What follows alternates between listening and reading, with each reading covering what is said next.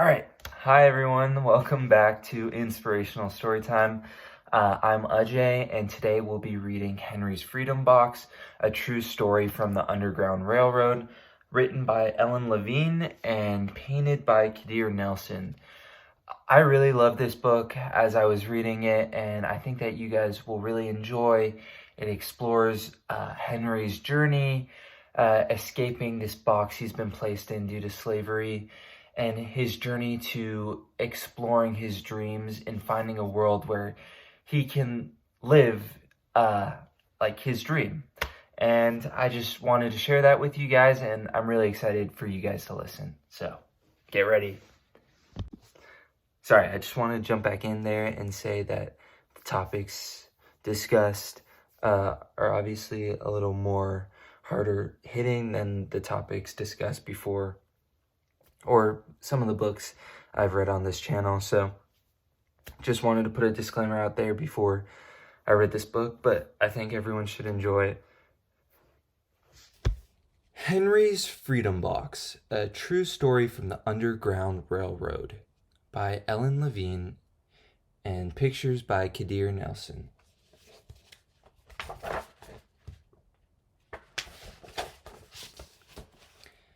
Henry Brown wasn't sure how old he was. Henry was a slave, and slaves weren't allowed to know their birthdays. Henry and his brothers and sisters worked in the big house where the master lived. Henry's master had been good to Henry and his family. But Henry's mother knew things could change. "Do you see those leaves blowing in the wind? They are torn from the trees like slave children are torn from their families."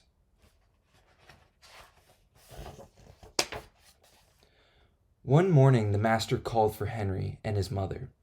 They climbed the wide staircase.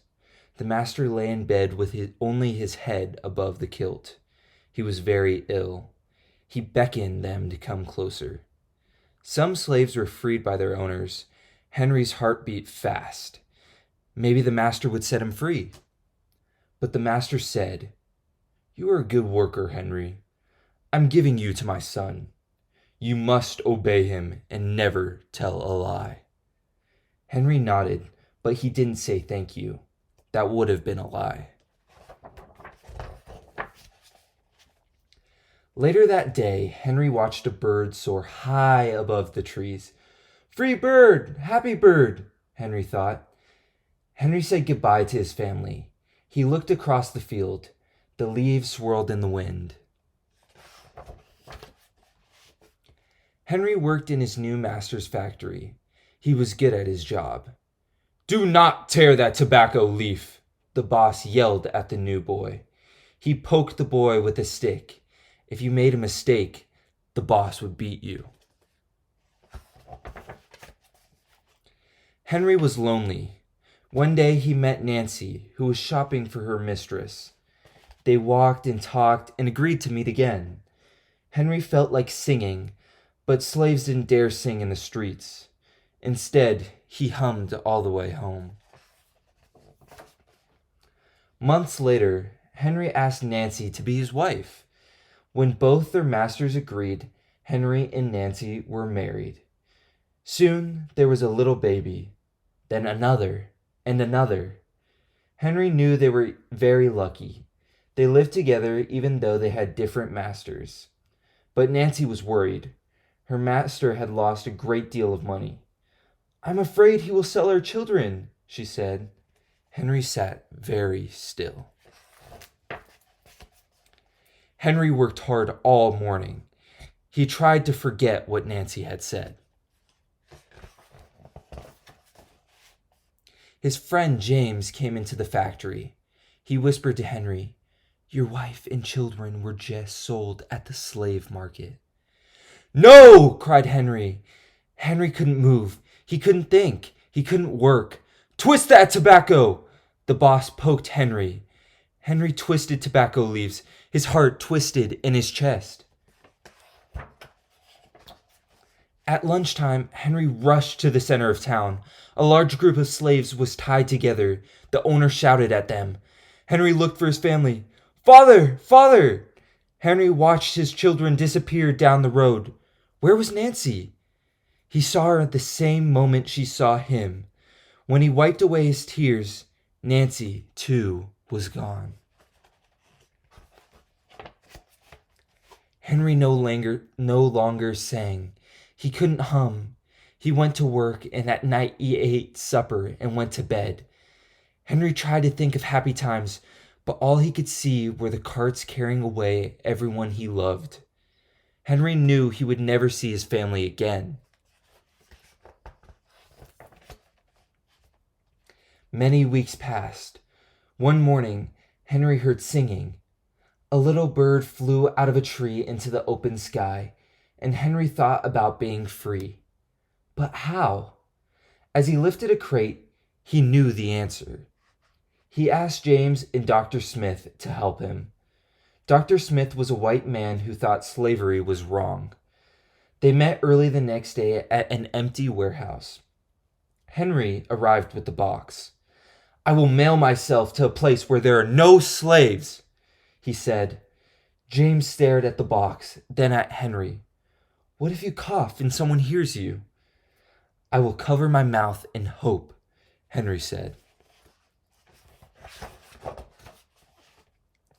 Dr. Smith wrote on the box, "To William H. Johnson, Arch Street, Philadelphia, Pennsylvania." Henry would be delivered to friends in Philadelphia. Then he printed on the crate in big letters, "This side up, with care." Henry needed an excuse to stay home, or the work boss would think he had run off. James pointed to Henry's sore finger, but Henry knew it wasn't bad enough. He opened a bottle of oil of vitriol. "No!" cried James. Henry poured it on his hand. It burned his skin to the bone. Now the boss would have to let him stay home. Dr. Smith bandaged Henry's hand. They arranged to meet the next morning at 4 o'clock. The sun was not yet up when Henry climbed into the box. "Ready," he said. James nailed down the lid. Dr. Smith and James drove to the station. The railway clerk tipped the box over and nailed a paper to the bottom. Dr. Smith begged the clerks to be careful, but they didn't listen. They threw the box into the baggage car. Hours passed. Henry was lifted up and thrown again, upside down. He heard waves splashing. This must be the steamboat headed for Washington, D.C. The ship rode smoothly, but Henry was still upside down. Blood rushed to his head. His face got hot. His eyes ached. He thought his head would burst, but he was afraid to move. Someone might hear him. "I'm tired of standing," someone said. "Why don't we move that box and sit on it?" said another. Henry held his breath. Could they be talking about his box? Henry was pushed. The box scraped the deck. Now he was on his right side, now on his left, and suddenly, right side up. "What do you think is in here?" said the first man. "Mail, I guess," said the other. "I am mail," thought Henry, "but not the kind they imagine." Henry was carried off the steamboat and placed in a railroad car, this time head up. He fell asleep to the rattling song of the train wheels. He awoke to loud knocking. "Henry, are you all right in there?" "All right," he answered. The cover was pried open. Henry stretched and stood up. 4 men smiled at him. "Welcome to Philadelphia." At last, Henry had a birthday, March 30th, 1849, his first day of freedom. And from that day on, he also had a middle name. Everyone called him Henry Box Brown. Hey guys, I just hope you guys enjoyed that book because, like I said earlier, I really did. I thought it was a little longer, but worth every single second. If you guys did like it, make sure you subscribe or like the video because more videos will be posted. Tell a friend, because ultimately the goal is to promote learning and reading, and we can't do that if no one's listening. But other than that, stay tuned for the next one, and I'm really glad you guys tuned in.